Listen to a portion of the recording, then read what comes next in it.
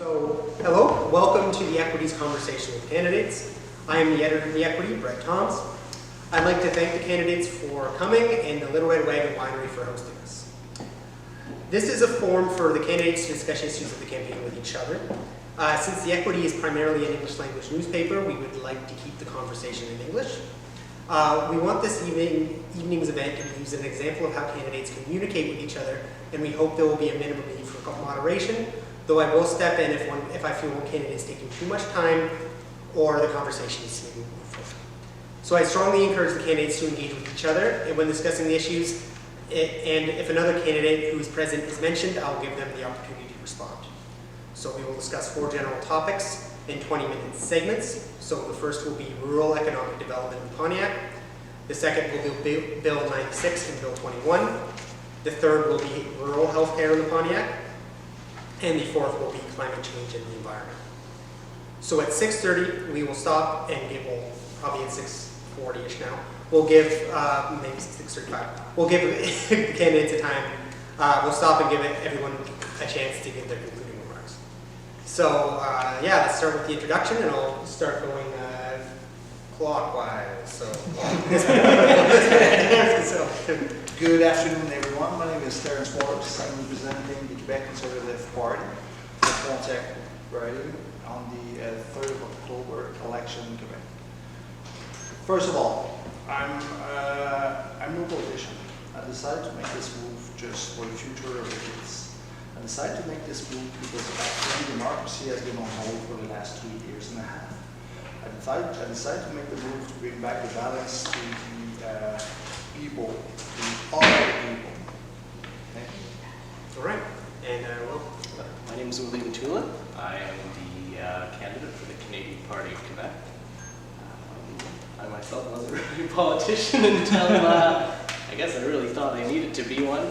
The reason why I'm running is to completely go against Bill 96, Bill 21, Bill 40. Those are the main targets that I want to go after. I also have many Anglophone friends and family, so I felt that the current way Bill 96 was playing out with the government, something needed to be done. So, Mike. Hi everybody, my name is Mike. I'm representing Quebec Canada here for the Pontiac riding, and I decided to run in politics because I think there's a lot of things that need to be addressed in Outaouais, in Pontiac, and in Quebec at large. First of all, there's climate change that we need to tackle as soon as possible because we're going straight towards a wall, and if we don't put concrete actions today, we're going to miss our mark. There's also social justice that we need to address. We have a government right now that's refusing to work with Indigenous nations. We have a government that's refusing to recognize systemic racism, that still wants to bring immigrants for the decline in French. We need to address that with concrete, inclusive policies. And finally, regarding economics, I think in Quebec we've been doing economics in a way that has been leaving a lot of people, especially here in Pontiac, behind. That's why President Down is proposing to redistribute revenues and richness so that everybody can benefit from a good quality of life. And that's mainly why our United Elected at Quebec is down with a concrete project to go forward.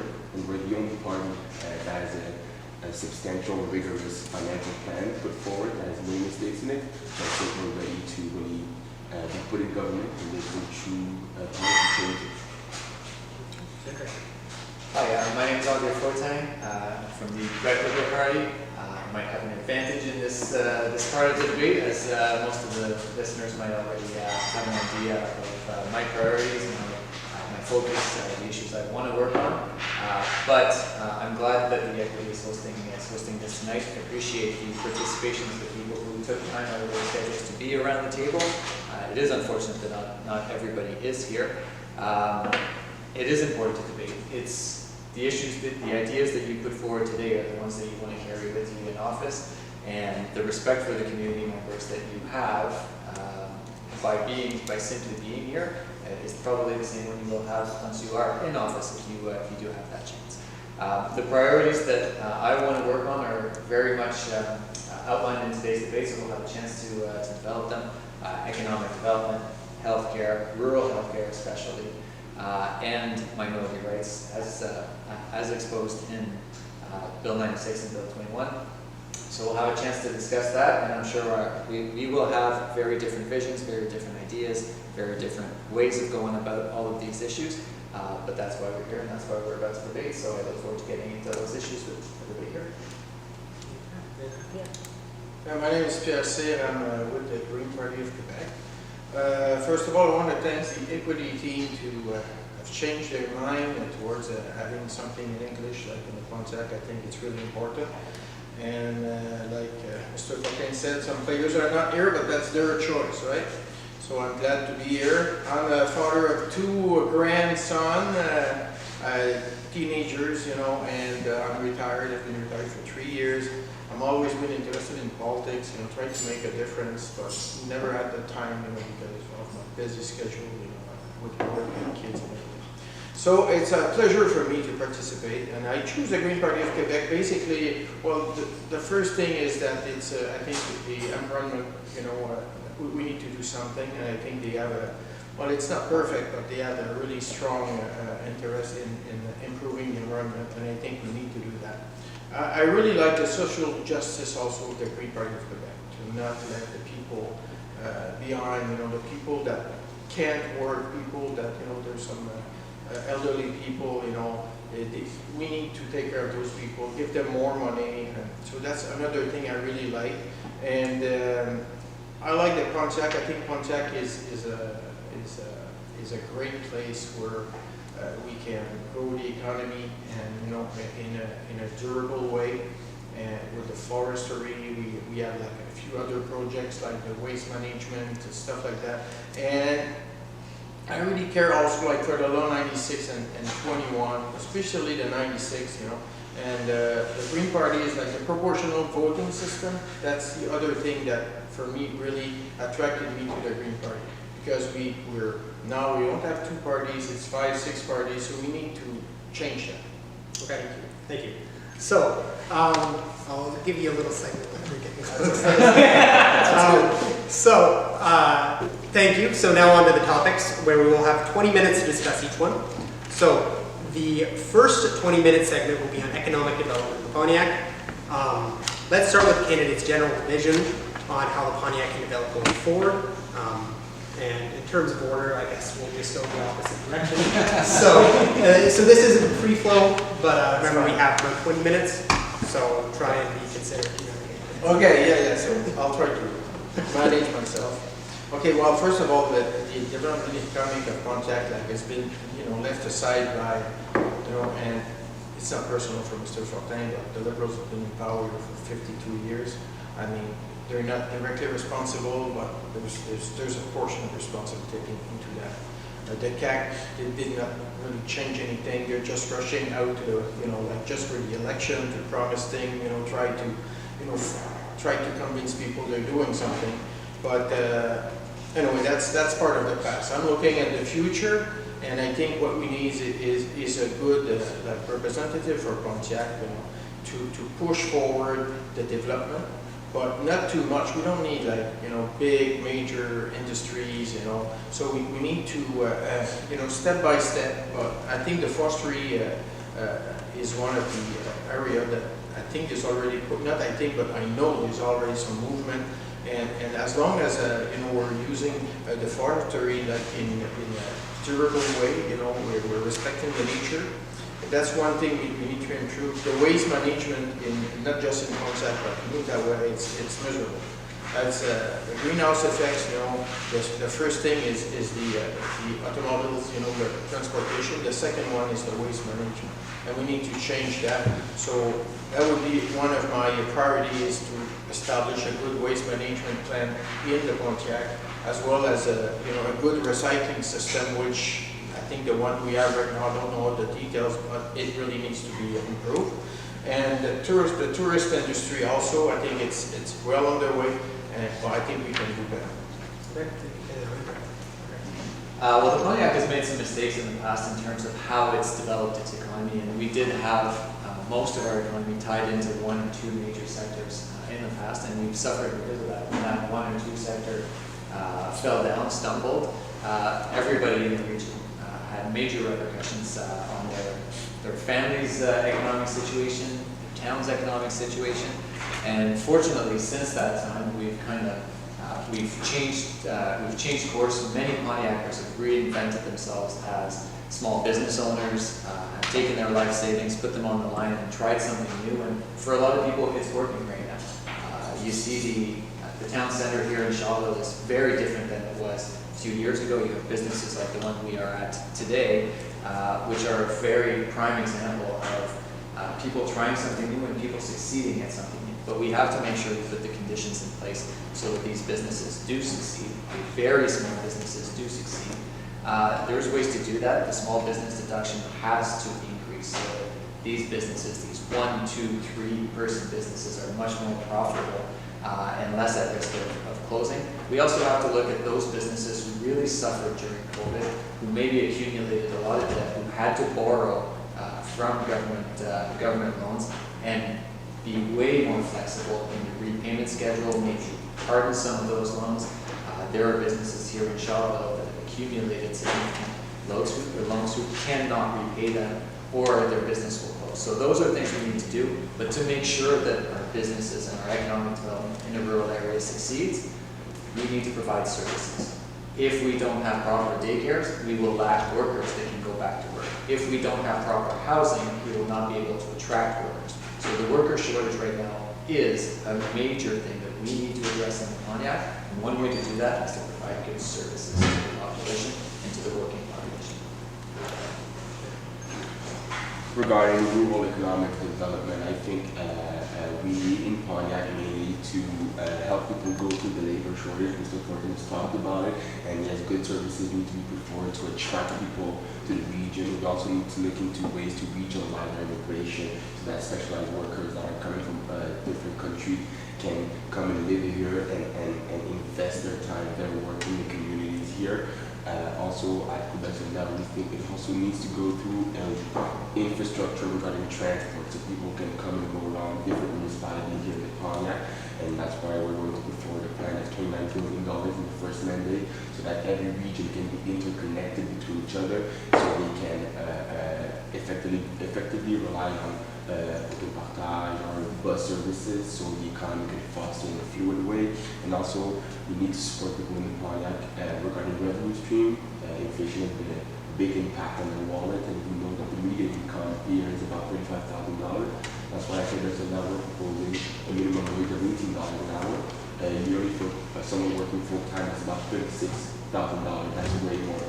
That's $1,000 more than the median income. Of course, we're going to support small and medium companies that can or don't have the money to get to that salary in a year or two, and we're going to allocate about $300 million to small and medium companies for different help and different allocation, different services, including catching back up to a decent minimum wage. I think these are some structural measures that are going to help the economy here in Pontiac. Great. Cool. So myself, I think we also need to develop our tourism here in the Pontiac, although it's slowly coming along, but I think it does need a jolt in the right direction as well. We're also going to be looking at, or myself, working closely with small businesses, seeing what they want. I'm not going to tell them what they need. I'd like them to tell me what they would like from myself. As well as, we're not going to ignore the Pontiac. We're going to make sure we're here for them. We're going to hear their concerns, and we're going to see what we can do for them. What we'd like to do also is to work with small businesses, as I've said before, push them in the right direction. Other people need help. We'd like to be there for them. The whole, I guess, development idea of the Pontiac is us working with the community and helping to develop a plan that works good for them. Okay. Perfect. The Pontiac needs a few things, but first of all, economic is hard. Families are struggling. People's going to Giant Tigers in Shawville and deciding what they're going to buy. Am I going to buy the ham? Am I going to buy the cheese? Am I going to buy the toilet paper? We need tax reduction. We do need deeply, hardly, and right now, tax reduction. The Quebec Conservative Party is the best option in tax reduction. With that being said, how to revitalize the Pontiac? There's one way to do it. Bring families in. You bring families in, you bring customers in, you bring working in. We need to find a way to work with the local instance, municipalities, everyone to bring families in. Bring daycare, bring jobs, bring housing. It is simple as that. Is it with tax reduction for the first few years for the city? Is it a guaranteed daycare places? Is it something like that? We need to bring family, simple as that. Okay, now I'll open it up. I'm interested in what Mr. Waters has to say about attracting families, and I think that the Pontiac MRC has been trying to do that for a number of years. But the problem with what you're saying, Mr. Waters, is it can't be done without a housing plan. You need a significant housing plan here in Pontiac. You can't just say, we'll let the free market go and see what happens. Businesses now are saying, we can't attract workers here because there is nowhere for them to stay. The housing market is too expensive right now, and it's simply unattainable for a lot of people, and there's a shortage of housing in Pontiac. So it can't just be done by saying, well, government's not going to get involved, or let the chips fall where they may. You need a significant and massive housing plan right now. That's why we are proposing 50,000 units over the next 10 years across the province, which is about 3 times what the governing party is currently proposing, and about 3 times what they've done over the last mandate. We need to have additional housing. We need an additional housing strategy in the Pontiac that gives flexibility for seniors' residences as well, so that seniors who are ready can move to a residence in the Pontiac, free up some of the houses that may be available to young families moving. But until we have that, until we put that government money on the table, we are going to struggle to bring in young families. It's one of the services that we need to work on. In your question, you talk about affordability housing. Median price of housing in Pontiac is about $200,000. Median price of what housing it gets is about $500,000. Median price of a house in Ottawa is $1 million. The answer here is simple. You bring a family from Ottawa to live in Charleville, Couillon, Fort Coulange. They can't afford to buy a house, but then they need a bigger place. Then they need everything. And how could they work in Ottawa and live in Charleville? They could work for a distance. They work for federal government, and they work 2 days a week in Ottawa, 3 days a week from home. It is viable right now. That's something we must take, and I'm So sure you have no job development strategy. Your entire strategy is based on people working from away. First of all, we have to bring family. Families coming in, clients coming in, business reopening, restaurants reopening. But your program is proposing to cut services like childcare, like No, healthcare. I know when you say it very often. You're We proposing to privatize we it. don't cut into childcare. We keep the childcare, but we give the option. There's 52,000 kids right now that don't have plates. We give them the option to have a place. That's the big difference. We don't cut the actual system. We don't change the actual system. We But give the system right now family. isn't working.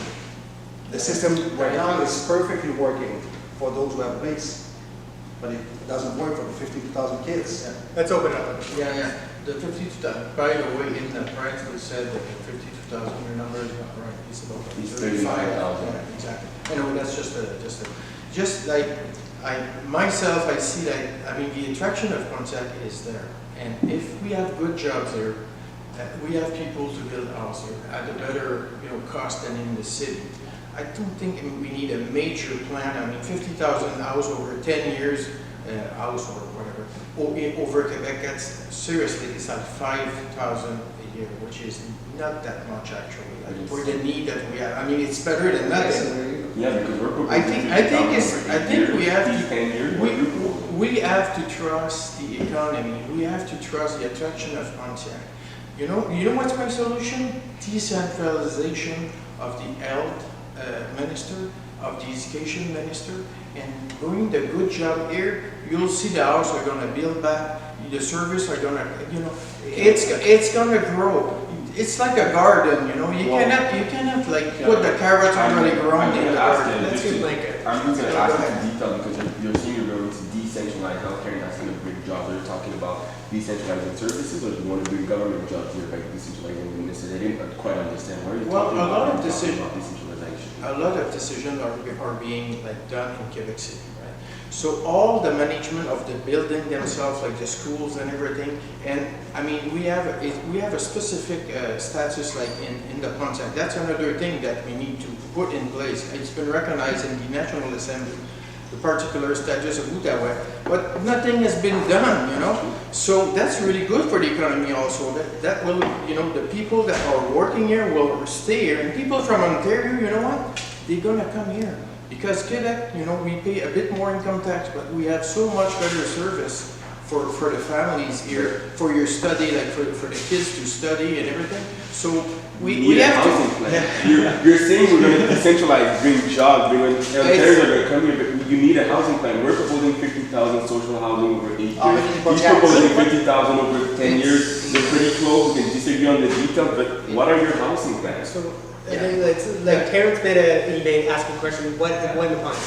Like, that's, your housing plan. How many houses, how many social houses in Pontiac? It depends on the needs, but for Outaouais, for us, it's You have between one, sir. 2,000 and 2,500. Between 2,200 and 2,500 for the entirety of Outaouais, and some are going to be allocated for Pontiac because there are needs here. In Pontiac and Elmer, you mean? No, Pontiac, sure? Total Pontiac. You sure? Yes. What? Yeah, okay. Perfect. Let me have that, let me have that. Well, whatever Mr. Sebagenzi says, it's better than the zero you're proposing, to be honest. And the zero that cares. No, I'm not proposing zero.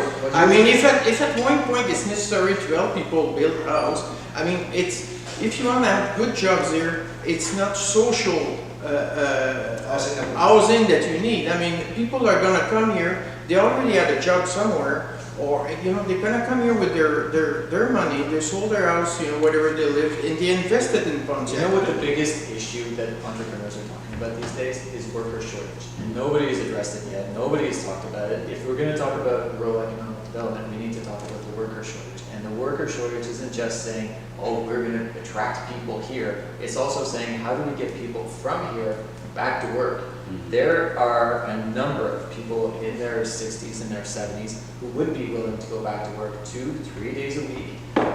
But you got to make it attractive to them. That's- You have to make it. I think we all agree here. We all- Oh, yeah. And we all have options here. Well, okay. We all agree on this. Or do you all agree on giving $30,000 Yes. of tax-free money? That's in the Green Party program? It's not, I would Ah, agree with okay. that. The Green Party is not gonna be the next government. Let's try to get people. Yeah, let's let go of the conversation. Unfortunately, let's talk about getting people here. This isn't an inviting province anymore. Bill 96, brought on by the cat, got through by the Liberals. You guys helped write it. It's not a laughing matter. Unfortunately, you pushed Anglo. We're skipping ahead a little bit. I think we'll have I to know make that. it We have to get people here But to the thing- develop the Well, economy. people are still coming here, Ontarians are coming here, and that's putting a lot of pressure on our social services. That's why we need a housing plan, we need a public services plan, and we need to invest in the economy here and help people go through inflation. So now we have a financial plan regarding different measures. For elderly, we propose a tax credit. It's not as much of a liberal because we also want to invite immigrants to work in the region. That's why we want to have them get housing in the region, jobs in the region, guarantee a good quality of life in the region because a lot of immigrants look for a diaspora in Montreal. If we can offer social infrastructure in our region like Pontiac through immigration centers, we're going to attract specialized labor that is going to be able to work in our schools, in our hospitals, in our clinics, in our companies. I think that's a solid plan. I want to hear your thoughts about it. That regionalizing immigration has to be part of it. And we have just about the same number of immigrants that we think should be coming to Quebec. And regionalizing immigration is has to be part of that plan. And the MRC Pontiac here can welcome immigrants, is open to welcoming immigration, wants to have additional workers for our social and educational services. And so it has to, but we have to listen to the region. We have to listen to every region to see how many immigrants can be welcome to the region, how many we need, and what type of sector, what type of specialization they must have. And that is something that I think most of us around the table here will agree on, is that you can't just have one strategy like the PQ and the government right now, and the CAQ, who are closed to any additional immigration. And when I say additional, I'm being generous. Because this year, there are 70,000 immigrants coming to Quebec. The CAQ wants to bring it to 50,000. The PQ wants to bring it to 35,000. With the worker shortage we have right now, that is simply irresponsible for the future of our public services that we are giving. And I totally agree that there's a party at the table here that's proposing 50,000 50,000, and I believe that's a conservative party. Do you think that's a good immigration level? Do you know how many immigrants came to Quebec average by year for the last 20 years? 50,000. To this year, it was 70,000. Yes, because it was 16,000 the year before. So it is 50,000 is the last average for the last 20 years. We stay on that 50,000. What are you going to say to companies that are asking more labor, that are asking for more immigration because they're lacking there's a labor shortage right now in many sectors, and immigration is a key. It's not the only key to solve Michael, that when problem, but it is a key. You know by heart that one immigrant coming is not one job fulfilled. One immigrant coming is it 0.2 job fulfilled, 0.5 job fulfilled? It is something like that.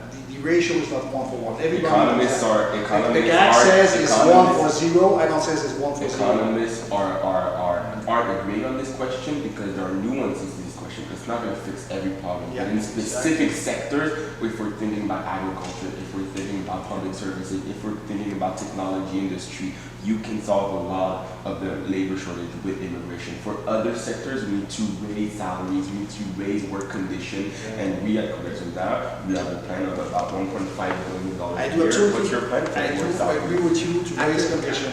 Yeah, just like the immigration, I mean, it's like we think as, you know, I think we need to respect the immigrants, because looking to patch our society or economy, you know, with, you know, trying to bring people, give them, you know, cheap jobs, you know, I don't think we're making them a favor, and most of these jobs are in big cities where their rent is right up to their roof. I mean, we're not putting these people in good conditions. So I think we need to stop looking at immigration as, you know, because it's just a magic kind of a, you know, and I'm for immigration, believe me. And I think we should, first of all, recognize the diploma of the people that are coming in, because I've met like taxi drivers, which are engineers, stuff like that. I mean, this is clearly unacceptable, right? And there's there was a specific program for entrepreneurs also like in Quebec. I don't know, they had to invest a certain amount of money. That was a failure. I mean, A lot of them bought a house and. yeah, a lot of them. So, I mean, immigration is one of the things that is going to help us with our economy. But we need to raise the salaries. I mean, for a dad or for a mom, you know, it's unreasonable. $15 an hour is ridiculous, Well, right? that's- So we need to realize that there's no magic solution. And I know that the tendency of the big parties is to promise, you know, that amount of money or that amount of job. But at the end of the day, our society is going to grow up at We its hit the pace. 20-minute mark, unfortunately. So we'll have to move on to Bill 96 now.